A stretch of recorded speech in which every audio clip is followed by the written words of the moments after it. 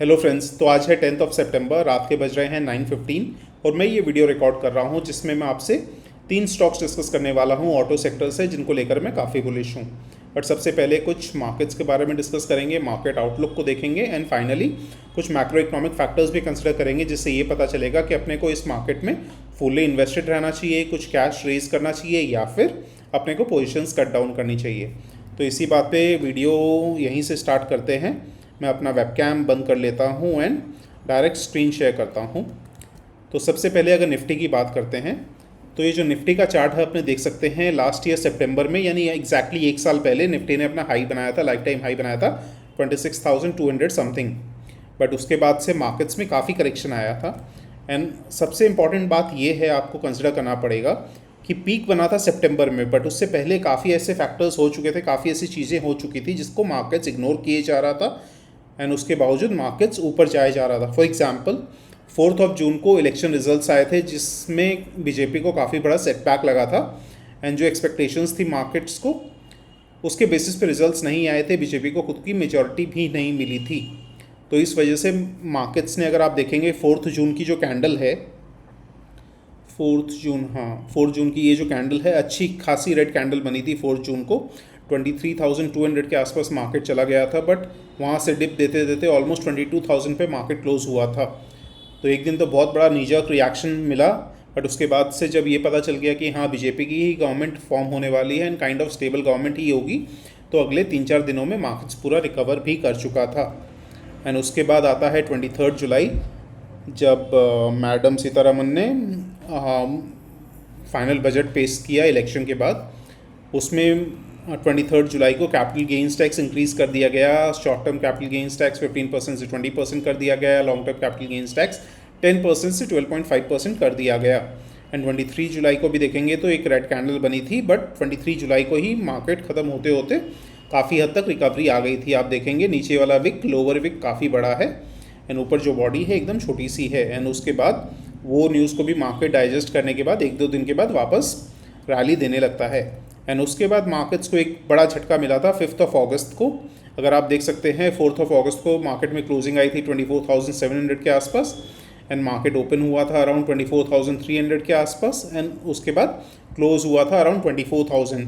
वो वजह थी कि जापान स्टॉक मार्केट में निकी जो इंडेक्स है वहाँ का 12% फॉल किया था एंड लॉन्ग ट्रेड जो जापान की थी वो अनविंड हो रही थी, जिसके कारण इंडियन स्टॉक मार्केट में भी काफ़ी अच्छा सेल ऑफ आया था। बट उसके बावजूद मार्केट्स ने फिर रिकवरी दी एंड सितंबर होते होते मार्केट्स पीक बना चुका था। तो इन सब बातों का कहने का मतलब यही है कि काफ़ी सारे negative factors at the same time सितंबर से पहले या 6 मंथ्स पहले से ही काफ़ी प्रोमोटर सेलिंग भी स्टार्ट हो गई थी, बट उसके बावजूद मार्केट्स ऊपर जाए जा रहा था। तो इसका मतलब ये है कि मार्केट्स कहीं ना कहीं एक हैवी ड्यूटी व्हीकल है जिसको रोकना भी बहुत मुश्किल है और जिसको एक बार रुक जाए तो वापस चलाना भी बहुत मुश्किल है। तो सितंबर में उसके बाद जब हाई बना तो उसके बाद मार्केट्स ने धीरे धीरे जो नेगेटिव फैक्टर्स आ रहे थे, उसके बाद जो अर्निंग स्लो डाउन आ रही थी, पहले तो लगा कि सिर्फ मानसून्स का असर है, गवर्नमेंट इलेक्शंस की वजह से गवर्नमेंट स्पेंड नहीं कर पा रही, उसकी वजह से जो टेम्पोरेरी फेज है, but earning slow down almost 1 साल हो गया है एंड अर्निंग्स अभी तक उतनी रिकवर नहीं की हैं एंड उसी वजह से मार्केट्स आप देखेंगे लगातार नीचे जाए जा रहा है। इनफैक्ट मार्च में इसने बॉटम बनाया था 22,000 के आसपास, बट वहाँ से रिकवरी आई 25,000 के आसपास एंड अभी मार्केट्स कहीं ना कहीं कंसोलिडेट कर रहा है। एंड अभी अगर रिसेंट में देखेंगे तो ये एक डबल बॉटम पैटर्न बना रहा है जो ओवरऑल बुलिश सेंटिमेंट दिखा रहा है एज ऑफ नाउ। एंड काफ़ी ऐसे फैक्टर्स हैं जिसकी वजह से मार्केट्स अब धीरे धीरे इंप्रूव हो रहा है। सबसे पहले तो ऑब्वियसली जो फेब में जो बजट आया था उसमें 12 लाख तक इनकम टैक्स नहीं लगेगा, वो एक बहुत बड़ा पॉजिटिव फैक्टर था। हाँ, उसका असर होने में टाइम लगता है, लैग इफेक्ट होता है। साल ख़त्म होते होते जो सैलरीड एम्प्लॉयज़ हैं, जो ये हर साल अराउंड 50,000, 60,000, 70,000 या लाख रुपए जो इनका इनकम टैक्स चला जाता था, वो जब देखेंगे कि वो अकाउंट में ही पैसा रह रहा है तो उसका धीरे धीरे कंजम्पशन या सेविंग्स पे असर पड़ेगा, जिससे मार्केट्स के ऊपर पॉजिटिव असर होगा। Eight the same time RBI ने भी रेट कट किए थे जिसका असर धीरे धीरे हो रहा है मार्केट्स पे एंड एक्सपेक्टेड है कि 1-2 रेट कट और आने वाले हैं आरबीआई की तरफ से। And third and most important, जो अभी गवर्नमेंट ने जीएसटी कट अनाउंस किया है जो 22 सितंबर से इम्प्लीमेंट होने वाला है, ये भी बहुत बड़ा स्टेप है, कंजम्पशन को अच्छा खासा बूस्ट मिलने वाला है। एंड ग्लोबल फैक्टर्स की तरफ देखें तो एक बहुत बड़ा पॉजिटिव फैक्टर हो रहा है जो काइंड ऑफ काफ़ी लोग इग्नोर कर रहे हैं या समझ में नहीं आ रहा है वो ये, अगर आप इसकी यूएस गवर्नमेंट की 10 ईयर बॉन्ड यील्ड देखते हैं तो 4.04% पे पहुंच गई है। तो इसका मतलब ये है जो एक समय ऑलमोस्ट 5% पहुंच गई थी या 4.9% पहुंच गई थी, उसके बाद 4.5% के आसपास काफ़ी दिनों तक कंसोलिडेट कर रहा था, वो अभी ऑलमोस्ट 4% हो गया है। वो इसलिए हो रहा है क्योंकि यूएस में जॉब्स डेटा जो हैं काफ़ी वीक आ रहे हैं। डोनाल्ड ट्रंप लगातार जो फेड के ऊपर प्रेशर बना रहे हैं कि रेट कट कम करना होगा, एंड ऑलमोस्ट एक सर्टेनिटी बन गई है कि 17 या 18 सितंबर को जो मीटिंग है वहाँ पे एटलीस्ट मिनिमम से minimum 25 basis point rate cut होने वाली है, जो अगेन बहुत ही पॉजिटिव हो जाता है एमर्जिंग मार्केट्स के लिए, क्योंकि दो फैक्टर्स हैं। एक तो लिक्विडिटी जब मार्केट्स में इंक्रीज़ होगी तो ऑब्वियसली वो पैसा कुछ ना कुछ एमर्जिंग मार्केट्स में आएगा जो इंडिया को भी बेनिफिट करेगा। एट द सेम टाइम जो बॉन्ड यील्ड है वहाँ की कम हो रही है, बिलो 4% जाती है, तो रिलेटिव बेसिस पे इंडियन मार्केट्स भी अट्रैक्टिव हो जाएंगे, क्योंकि जब उनको यूएस मार्केट में 5% मिल रहा था तो वो यूएस मार्केट में इन्वेस्ट कर रहे थे, लेकिन अब धीरे धीरे 5% से 4% हो गया। वैसे देखेंगे तो 1 परसेंटेज पॉइंट है, लेकिन वैसे देखेंगे तो 20% का असर आ गया है, 5% से 4% पे आ गया है, तो जिसकी वजह से काफ़ी पॉजिटिव असर हो सकता है इमर्जिंग मार्केट फ्लोज पे। तो एज ऑफ नाउ मुझे ऐसा लगता है कि इन्वेस्टेड रहना बहुत सही होगा। हाँ, टैरिफ रिलेटेड कंसर्न्स है जिसके कारण मार्केट बहुत ज़्यादा स्पीड से नहीं भाग पा रहा है, बट रिसेंटली जो ट्रंप और अपने मोदी जी हैं इनके बीच में जो ट्विटर पे कहीं ना कहीं प्रेसिडेंट ट्रंप ने भी कुछ पॉजिटिव इंडिकेशन दी है, मोदी जी ने भी रिप्लाई किया है, जिससे ये इंडिकेशन मिल रहा है कि शायद सिचुएशन धीरे धीरे सुधर रही है।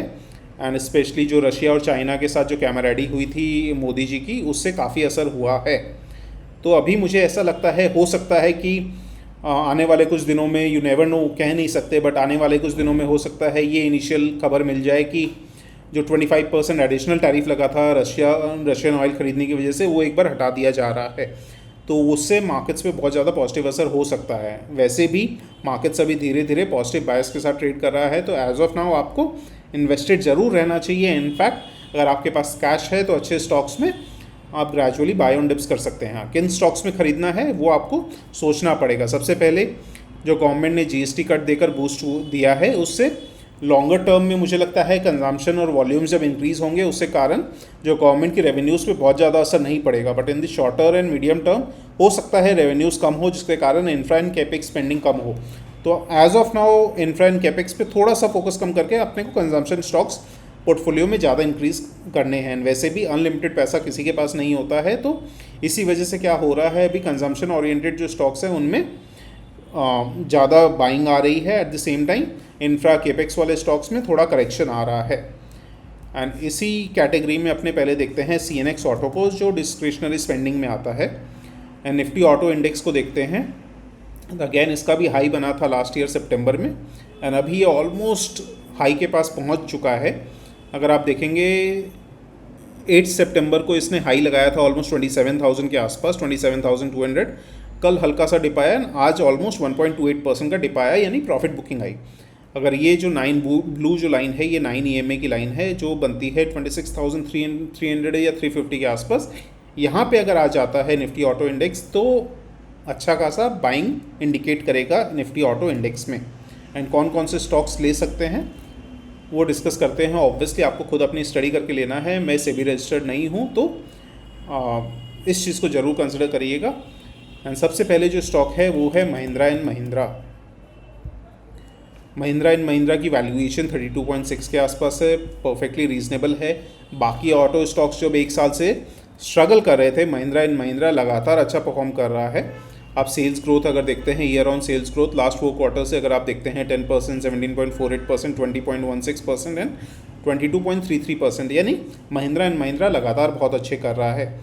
एंड सबसे अच्छी बात है ऑटो कंपनीज़ की कि इसकी मंथली सेल्स डेटा आते रहते हैं, तो वो आप डेफिनेटली कंसिडर कर सकते हैं ये डिसाइड करने के लिए कि आप जो स्टॉक होल्ड करते हैं या जो बाय करना चाहते हैं उनमें वॉल्यूम ग्रोथ कैसा आ रहा है। तो सबसे पहले अपने जुलाई का डेटा देख लेते हैं, क्योंकि ये जो Q2 चल रहा है उसमें 3 मंथ्स कंसिडर होंगे, जुलाई, अगस्त, सितंबर। तो जुलाई और अगस्त का भी अपने पास डेटा है, सितंबर ऑनगोइंग है। तो जुलाई मंथ का जो डेटा है वो 1 अगस्त को आया होगा।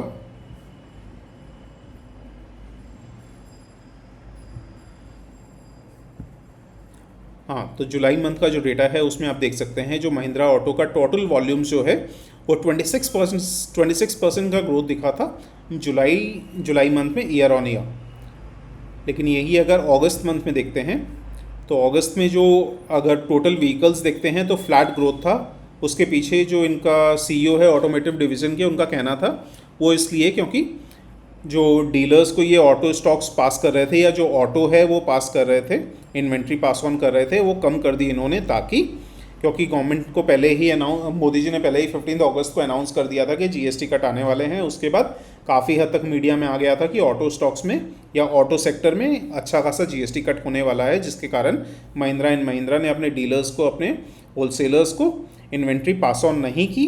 तो एक ये कॉन्शियस डिसीजन था, जिसके कारण क्या हो रहा है, क्योंकि जैसे न्यूज़ आएगी वैसे ही लोग तो खरीदेंगे नहीं, ऑब्वियसली जीएसटी कट का वेट करेंगे ताकि उनको फ़ायदा हो सके। तो इस वजह से जो होलसेलर्स हैं, डीलर्स हैं, वो हायर प्राइस इन्वेंट्री के साथ फंस जाते हैं। इस वजह से महिंद्रा एंड महिंद्रा ने कॉन्शियस डिसीजन लिया कि डीलर्स एंड होलसेलर्स को फॉर द टाइम बिंग जो इन्वेंट्री है वो पास ऑन नहीं करते हैं। बाद में जब जो जीएसटी कट अनाउंस होगा उससे पहले वाली जो इन्वेंट्री है, जो लोअर प्राइस इन्वेंट्री है, वो पास ऑन करते हैं ताकि लोगों को फ़ायदा हो सके एंड जो होलसेलर्स एंड डीलर्स हैं वो लोग फंस ना जाएं। तो कहीं ना कहीं एक कॉन्शियस डिसीजन था, जिसके कारण वॉल्यूम्स में इम्पैक्ट पड़ा अगस्त मंथ में। एंड सितंबर मंथ में भी मुझे लगता है अप टू 22 सितंबर तो ऑब्वियसली सेल्स बहुत ही कम होने वाली है एंड उसके बाद ऑब्वियसली बूस्ट मिलेगा। बट मुझे नहीं लगता जो 1 सितंबर से 22 सितंबर तक जो स्लो डाउन आएगा सेल्स में वो पूरा हो पाएगा लास्ट 8 डेज ऑफ सितंबर में। बट अपने को ये कंसिडर करना पड़ेगा कि मार्केट्स को ऑलरेडी ये सब चीज़ें पता है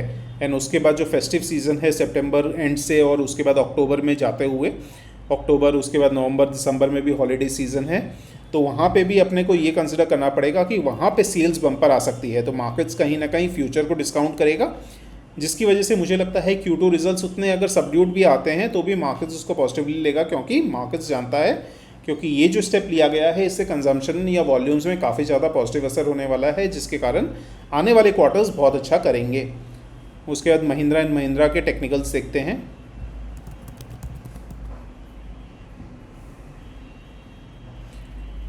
ये ऑलमोस्ट अक्टूबर के आसपास से अभी जुलाई तक कंसोलिडेट कर रहा था। वहाँ इसके बाद जुलाई अगस्त में इसने ब्रेकआउट देने की कोशिश की, उसके बाद फिर इसने रिटेस्ट किया एंड अब उसके बाद अच्छा खासा जंप देखने को मिल रहा है, स्पेशली जब से ये अपने एफएम ने अनाउंस किया है कि एग्जैक्टली कौन कौन से सेक्टर्स पे कितना कितना जीएसटी कट होने वाला है।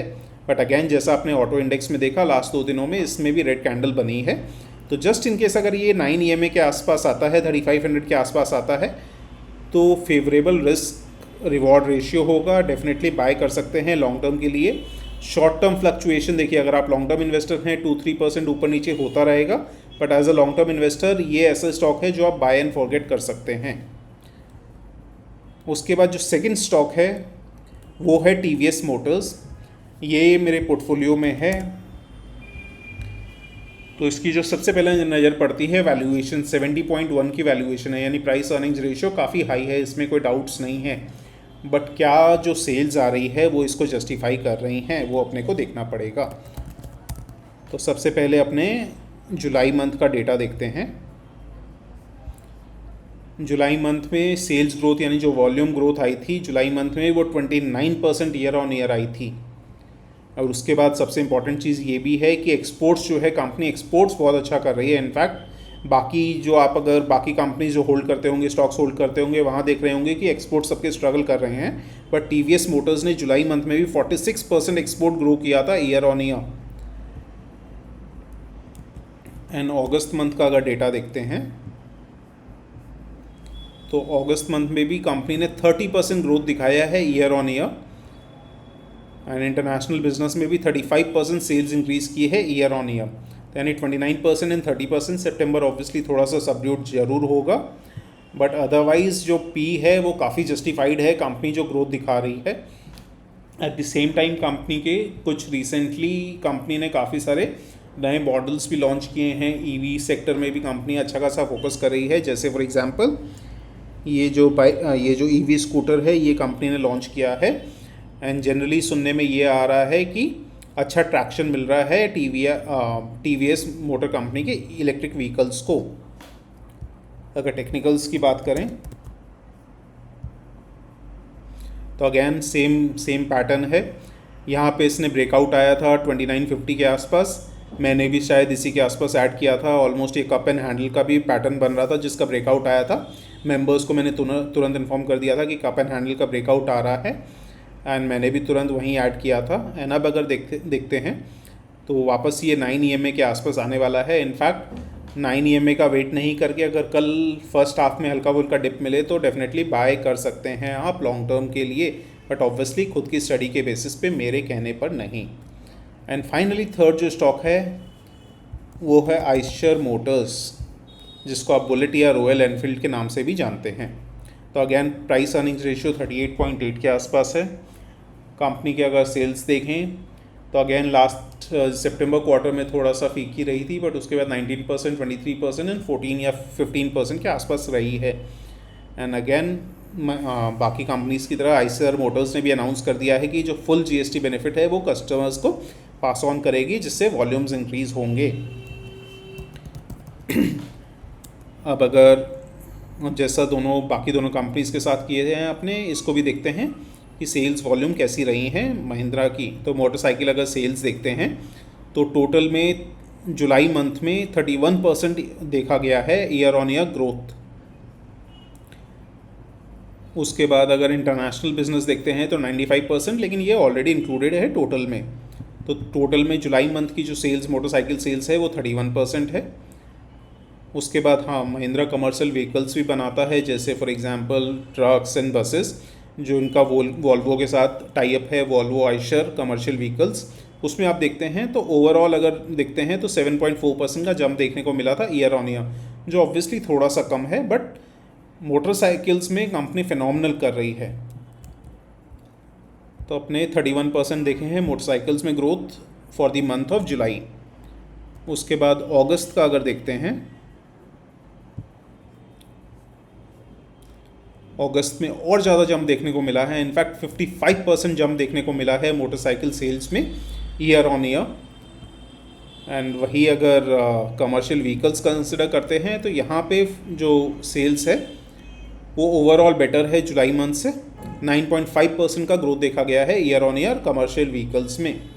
तो ओवरऑल मुझे लगता है कंपनी के बाकी कंपनीज़ के फिर भी जो Q2 के रिजल्ट्स हैं सबड्यूड आ सकते हैं, बट आइशर मोटर्स के जिस हिसाब से जुलाई और अगस्त मंथ का डेटा आया है, स्पेशली मोटरसाइकिल सेगमेंट में, कंपनी फिनोमिनल ग्रोथ दिखा रही है 55% अगस्त में एंड 31% जुलाई में, जिसके कारण मुझे लगता है आइशर मोटर्स के Q2 रिजल्ट्स भी बहुत फिनोमिनल आएंगे। एंड प्राइस अर्निंग रेशियो भी जो ग्रोथ दिखा रही है उस हिसाब से स्टॉक काफ़ी रीजनेबली प्राइस्ड लगता है। एंड टेक्निकल्स की अगर बात करते हैं, एंड नॉट सरप्राइजिंगली इसी वजह से क्या हो रहा है, लगातार स्टॉक में देखिए ऑलमोस्ट एक वर्टिकल राइज देखने को मिला है, स्पेशली 15 अगस्त के बाद। यहाँ पे एक डबल बॉटम पैटर्न भी बना था, यहाँ पे ब्रेकआउट आया था, मैंने ये मिस कर दिया था, इवन दो मैं इसको काफ़ी दिनों से कंसिडर कर रहा था। एंड उसके बाद सही प्राइस का वेट करते करते मुझसे ये मिस हो चुका है, बट अगेन अब मैं राइट प्राइस का वेट कर रहा हूँ। अगेन 9 EMA शॉर्ट टर्म के लिए या किस प्राइस पे ऐड करना है, जब फंडामेंटल सपोर्ट करते हैं तो मैं 9 EMA को काफ़ी इंपॉर्टेंस देता हूँ, 9 एंड 15 EMA को। तो 9 EMA इसका हो रहा है 6500 या 6600 के आसपास, 1-2% ऊपर नीचे हो सकता है for long term investors. Long term में कोई बहुत ज़्यादा मैटर नहीं करेगा। तो अभी जो इसका प्राइस है 6800 है। जस्ट इन केस आप अगर देख सकते हैं कि कल भी अगर ऑटो सेक्टर थोड़ा सा डाउन था, बट कल भी इसने ग्रीन कैंडल बनाया, आज भी इसने छोटा सा ही रेड कैंडल बनाया है, जिससे ये दिखा रहा है कि स्टॉक में अच्छा खासा मोमेंटम है। तो पर्सनली प्राइस एक्शन देखकर मैं इसमें एंट्री करना चाहूँगा, बट ओवरऑल 6600 के आसपास अगर मिलेगा तो रिस्क रिवॉर्ड रेशियो काफ़ी फेवरेबल होगा। तो चलिए इसी बात पे वीडियो यहीं एंड करते हैं। अच्छा लगा हो तो please to like share and subscribe. मिलते हैं नेक्स्ट वीडियो में।